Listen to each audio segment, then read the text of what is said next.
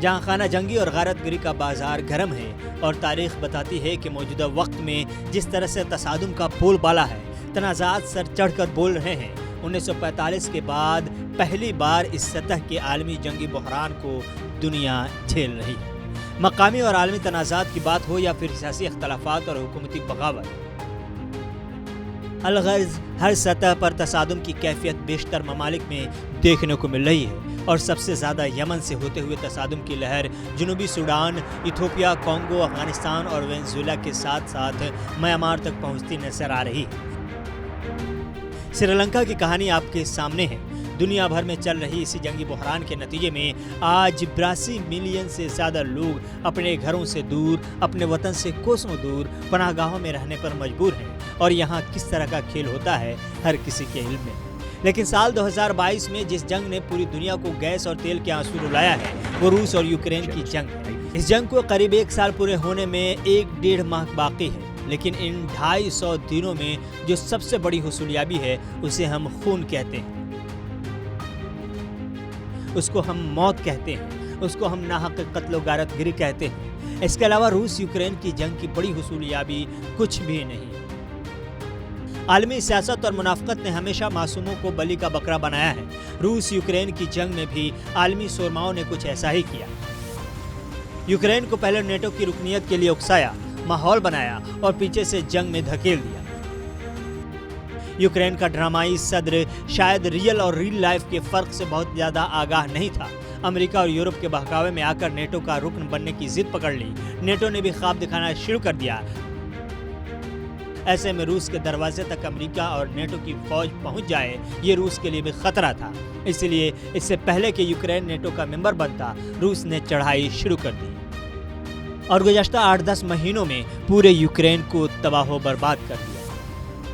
Ukraine کو پوری طرح سے گھٹنوں پر لا دیا اور ڈی ملٹرائز کرنے کے جس منصوبے پر روس نکلا تھا، بڑی قیمت چکانے کے ساتھ ہی اس نے یوکرین کو ڈی ملٹرائز کر دیا۔ ہزاروں کی تعداد میں روسی فوج گرچہ ہلاک ہوئی ہے، لیکن یوکرین کو زیرو پر لانے میں روس کامیاب نظر آ رہا ہے، اور اس کے لیے سوائے جوہری ہتھیار کے قریب بقیہ تمام ہتھیاروں کا استعمال روس نے پہلے ہی کر لیا ہے۔ اب جو چیز باقی ہے اس کو ہم نیوکلیئر ویپن کہتے ہیں، جس کے بارے میں روسی صدر ولادیمیر پوتن کا تازہ ترین موقف یہی ہے کہ جوہری جنگ کا خطرہ بڑھ رہا ہے، لیکن روس پاگل نہیں ہے اور جوہری ہتھیاروں کے استعمال میں پہل نہیں کرے گا۔ پوتن کا کہنا تھا کہ ہم اس ہتھیار کو اسطورے کی طرح دنیا کے سامنے لے کر نہیں دوڑیں گے، چونکہ ہمیں معلوم ہے کہ یہ ہتھیار کیا چیز ہے، لیکن ان کے ملک پر حملہ کیا گیا تو دفاع میں جوہری ہتھیار کا استعمال ضرور کرے گا۔ ساتھ ہی ساتھ پوتن نے یہ بھی اشارہ کر دیا کہ یوکرین سے جنگ مزید طویل ہو سکتی ہے۔ اس کے ثبوت کے لیے روسی ریزرو فورس کو آپ دیکھ سکتے ہیں، جن کی مجموعی تعداد 3 لاکھ ہے اور 1.5 لاکھ کو یوکرین کے اندر تعینات بھی کیا جا چکا ہے۔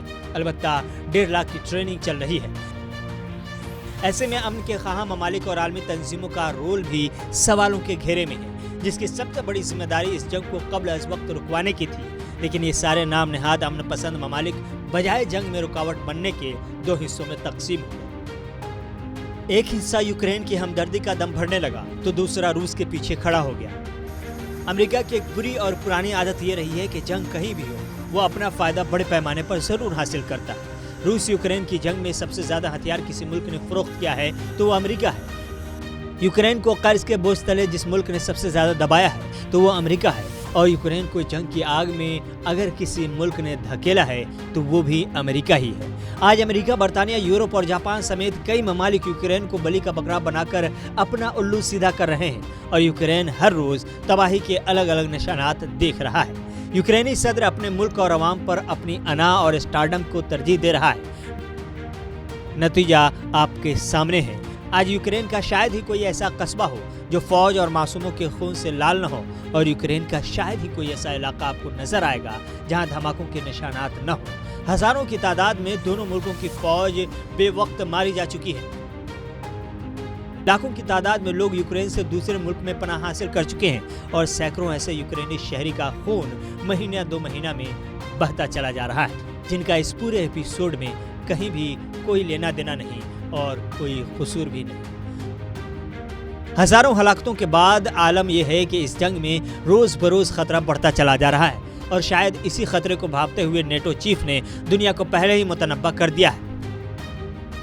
دراصل نیٹو کے سربراہ نے خدشہ ظاہر کیا ہے کہ یوکرین میں جنگ قابو سے باہر ہو سکتی ہے اور یہ روس اور نیٹو کے درمیان جنگ کی شکل اختیار کر سکتی ہے۔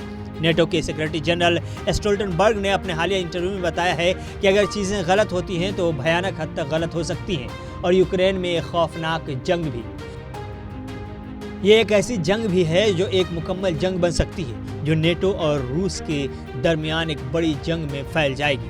خیر، آگے کچھ بھی ہو سکتا ہے، لیکن اس وقت تک جو ہوا ہے اس میں صاف صاف نظر آ رہا ہے کہ روس نے یوکرین کے 4 علاقوں کو اپنا حصہ بنا لیا ہے، بیشتر شہروں پر قبضہ جما لیا ہے، زیادہ تر ملٹری بیس تباہ کر چکے ہیں اور حساس مقامات پر روس پہلے ہی قابض ہے۔